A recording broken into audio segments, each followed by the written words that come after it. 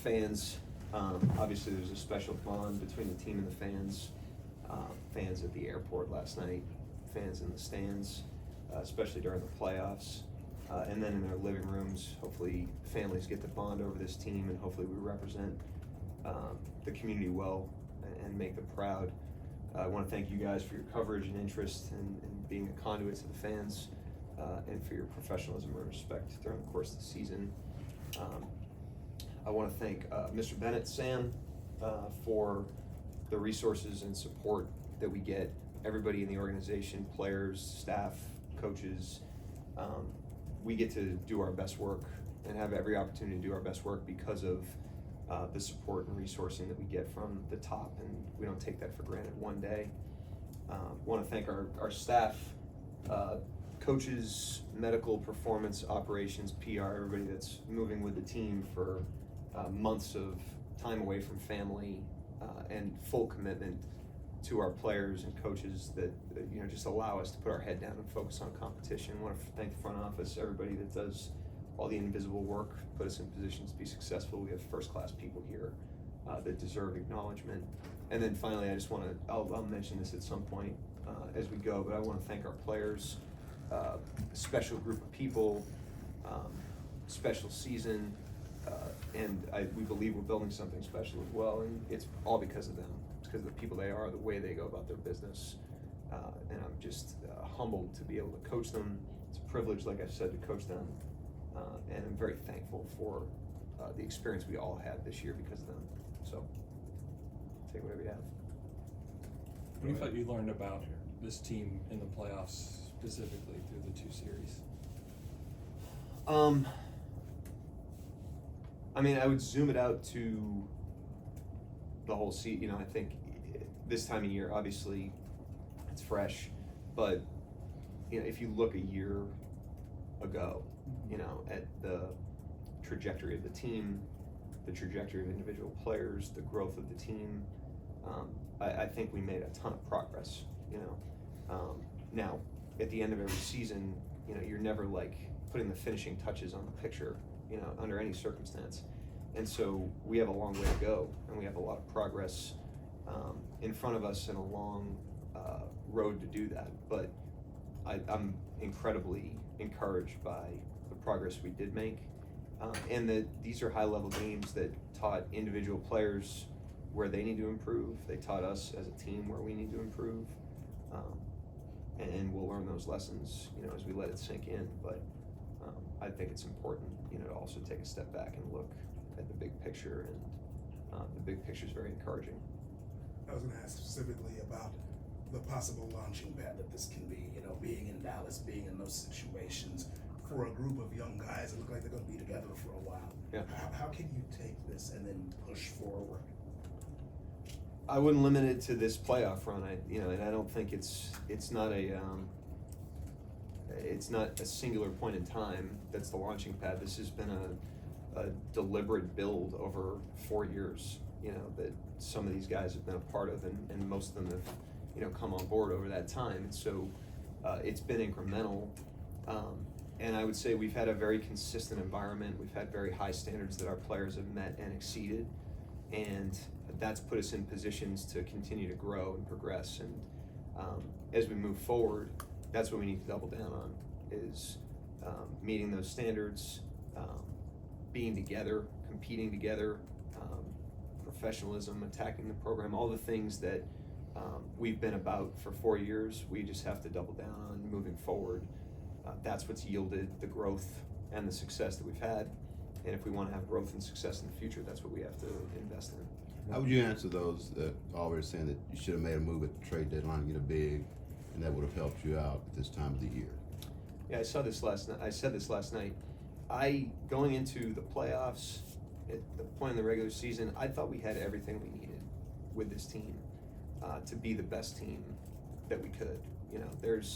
We proved in the regular season with the season that we had that there's no one we couldn't beat, literally. And it's just never my mentality to look left and right. I mean, looking right in front of me, we had everything we needed. We had a special group of guys. Part of what made them special is how they operated collectively, And I thought from a team standpoint, we had what we needed to win this series, and we ran into a team that played better than we did. But I don't think that's an indictment on the roster. I don't think it's an indictment on any individual person or where we are. It's simply, we could have played better in the series, but it wasn't an indictment on anything else. It's easy for a lot of young guys to get a one-track mind and only focus on how to get their career started. And so a guy like Shea to just focus on trying to get awards and everything, Dub and Chet trying to establish themselves in the NBA, but did a really good job of managing all those personalities and making sure they stayed on track. And I know you talked about how that's mostly all them, but what role did you feel like you played in helping them stay within the team?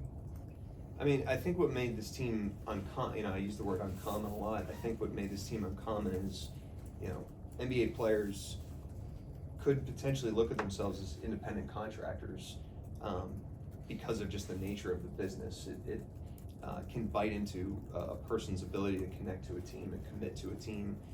And this is a group of guys that even at a young point in their careers, with a lot of ambition, they were willing to put the team first. They were willing to make individual sacrifices for the good of the team and bet on the team. And these guys did that this year, and I think, and last year, and the year before. But I think these last 2 years specifically have shown the power of that. When you're willing to prioritize the team, you're willing to prioritize team success, and maybe put a little bit of your individual self aside to do that. These guys put their money where their mouth is on that, and the results speak for themselves from a team standpoint. So, to answer your question, my job in that is just to guide that process. But I can't, there's no individual person that can make them do that. They have to want to do that. They have to want to commit to that. And to the credit of the players, they did. So they deserve the credit for what we accomplished this season. How much of that is kind of luck? That, you get a guy like Shea, because a guy, when you bring him in, he might not be the same person that he is 5 years ago that he is now. But the fact that he stayed on track and stayed within the team no matter what. Yeah, with Shea, all these guys, I don't think any of that's an accident. Them prioritizing the team, prioritizing team success is difficult, especially in the NBA environment that we're in. But it's also in their total control, in our total control, and they did that. Like I said, to an unbelievable extent. You mentioned Shea, from Shea, to every other player on the team, and so again, that's what's made this group of guys uncommon, is the willingness to put team success and each other, the team, ahead of individual pursuits. Mark, you kind of talked about these guys as being sort of intrinsically motivated. The way that you're describing them, you're talking about not looking left or right. Having that in the building, how much does that make you look forward to this summer and what's possible for these guys as they work on their games, as they get back together at certain times to work collectively? Yeah, the first thing now is everybody's got to get away and take a little time. It's obviously important for rejuvenation. I also think it's important for reflection. The day after the season is not the best time to, really extract the lessons from a long 82-game season. I think a little bit of distance is healthy. And then when you return to your work, you return to it with kind of fresh eyes, and that includes our players. But these guys have proven that with time in the summer, they improve their bodies, they improve their minds, they improve their skills, they improve their games from a stylistic standpoint, and they walk back in the gym in September better than they left it in this case, May. And that's what I'm most excited about, is just cutting these guys loose and letting them do their thing, because they've proven time and again that with time and a solid plan, they change and evolve in a positive way, especially with how young the core of the team is. Or forgive me if you were asked this already, but I'm not sure if you saw Shea's pressure last night, but I did not. He took this extreme level of ownership over the call, just the final sequence of The last foul? night. Yeah, the foul, and just he even said something like he felt the season. There was a certain feeling behind it because the season kind of ended in his hands per se. Just hearing that, just what do you feel about that? Hearing just the degree of ownership he took over that sequence and everything else. I'm not surprised because it's him, but the series comes. At the end of the day, Dallas over the course of the series, I thought played better than we did. And they proved that with the way that the outcome of the series was, and that doesn't come down to one game. It doesn't come down to one play. And then the other thing I'd say is you're catching us right after the game. Even today, you're catching us right after the game. We're incredibly disappointed with the outcome of the series, and with the way the season ended. But I think it's important to take a step back and understand that we've put ourselves in a position to be disappointed in the second round of the playoffs. And so the reason we're disappointed is because we had a special group of guys that had a special season, and nobody wanted that to end. Speaking for myself, it was, as much as it is advancing in the playoffs, I just want to be around these guys every day.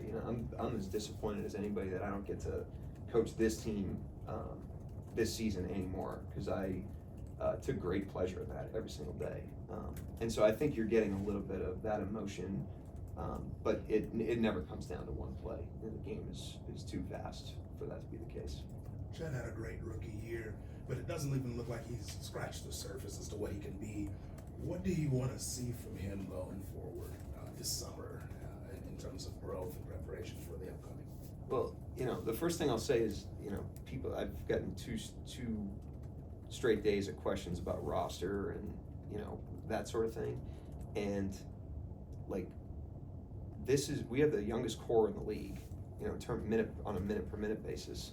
And you're asking about Chet.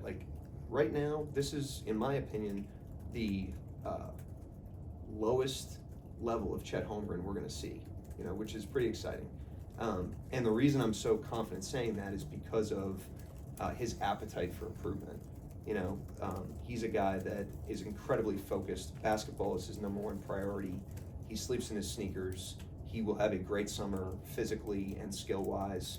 He's done a great job of working with us as an organization on a plan and sticking to that plan. He did that last summer through the season. He'll do that again this summer. And that makes, when you've got a guy with that kind of drive, that's plan is that focused, and he's willing to execute it the way that he is, improvement is very predictable. And so I would say that for him, and I'd also extend that to all of our players. This is a young team that is evolving, and we have runway because of the age of the team and the experience level of the team. A lot of people talked about our experience in a negative fashion this year, are you guys too inexperienced? Part of that is it gives you incredible runway moving forward, and it gives us a lot of optimism as we continue to grow. You've talked a lot about roster continuity. Were you impressed this season at all by the team, given it was really their first go at it? Yeah, I was impressed by these guys every day. That's, I keep saying uncommon. I keep saying it was a special team. They impressed the hell out of me. I was in awe of our team many times this season, both in how we handled, our setbacks and our adversities, but also in how we handled success. Handling success, when you're a young team, is very difficult. There's that can break you down as much as failure can, especially in the current environment of the NBA. And so the maturity that we handled our successes with, gives me a lot of encouragement as well. But yeah, I'm incredibly impressed by our team. When did you sense that this group was uncommon? What was there a moment, or is there anything from, is it last season that you kind of started to sense that? When did that start to seep in? My first year. Your first year.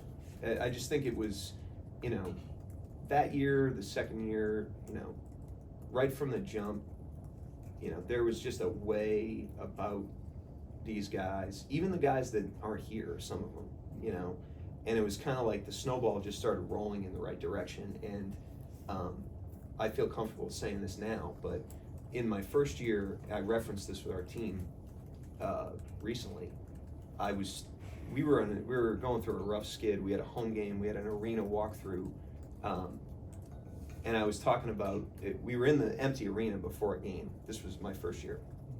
And I was talking to them about putting T-shirts in the seats. It's like, you know, we're going through a tough time right now, but, you know, the habits, the standards, the blah, blah, blah, you know, whatever the hell I was talking about back then, you know, is gonna eventually put T-shirts in these seats. Yeah. If we just, you know, stay on it and stay with it. And Lou Dort, Shea, Cameron Williams, Muscala were there. And the snowball was rolling at that time slowly, you know, and then the next year probably didn't look like it was picking up a ton of steam. And then over time, it has just rolled faster and faster and faster. And it's been an incremental thing that has now put T-shirts in the seats. And so, you know, the uncommon nature of the team, the special nature of the team, I've always seen that in the core of players. And as the core's grown outwards, it's only gained more momentum. As the team's gotten better, it's only gained more momentum. And what's special about this season is not necessarily what we accomplished, but how we did it. And we've been on that track for, you know, 4 years. How much of your success at this point is, so like, you can vet like in the draft process, how high somebody can jump, how good their jumper is, but how much of where you are today is based on the vetting of people, like who they are as people in addition to that? You understand what I'm saying? Yeah, I think Sam and his group's evaluation of that, and then prioritization of that. You know, there's you got to identify that, you know, number one, but then you have to be willing to prioritize it over, you know, something shinier. And, you know, the combination of their ability to identify it and then prioritize it in the decision-making process is high level, and that's everything. You know, like, it's obviously you need a baseline of talent. Obviously you need balance on the roster and different skills and people that can do different things, and you need good players, which we have. But when you're going through an 82-game season, a multi-year run, summertime where these guys, you're cutting these guys loose and now they're, you know, on their own turf and making their own decisions, all those things, you know, really come down to a guy's professionalism, a guy's commitment level, a guy's team orientation, their individual character. And like I said, handling success, handling failure, you know, all that stuff, you know, boils down to the person. And so it's massive, you know, it's a secret sauce for different teams. We're not the only team that has that, but we have it, you know, and we have it because, you know, Sam and his guys have done a great job, and gals have done a great job of identifying that and then, like I said, prioritizing it. We talked about Chet with him and Kaysen, both of them going through all of this for the first time, but they play all 82 games. They come into the playoffs just with confidence. What does that say just about their motor and just what you saw from them this season? Yeah, really impressive. You know, really impressive. You know, capacity, first of all, talent. You know, like they're really good players with a high capacity. They're quick studies, so they made plenty of mistakes, but they learn from them very quickly. They don't make the same mistake twice. And then, you know, says a lot about, you know, their, like I said, toughness, motivation, commitment level. I mean, those guys are the real deal. Mark, I think your exact words yesterday were that you wanted the team to use the pain of yesterday as an investment. Do you hope that they, you know, weaponize that feeling or linger on that feeling? I mean, like I said, we had a special enough season to be disappointed in the second round of the playoffs. I have no problem walking in here today and saying that we're disappointed with the end of the season. We should be. But at the end of the day, if you look at great players, if you look at great teams, and you look back at the breadcrumbs of what led to their greatness, there's a lot of struggle and there's a lot of hurdles that they have to overcome. There's a lot of adversities that they have to endure. There's a lot of success that they have to endure. And you've got to, you know, use every single experience for forward momentum. So our team should use being the number one seed in the a tough Western Conference and winning however many games we won as motivation, you know, to understand what we're capable of. And we should also use a playoff series loss to Dallas as motivation. You know, all those experiences matter, and we've got to learn the lessons from the experiences regardless of how they felt, good or bad, and churn that into work this summer and come back in the fall and be better individually and get ready to be better as a team. And you just said a couple times just how much you enjoyed coaching this team. You went out of your way to say that. Just where does this team rank in terms of maybe your favorite teams you've ever coached? I don't rank them, but you know, it's a pleasure to coach any team any year.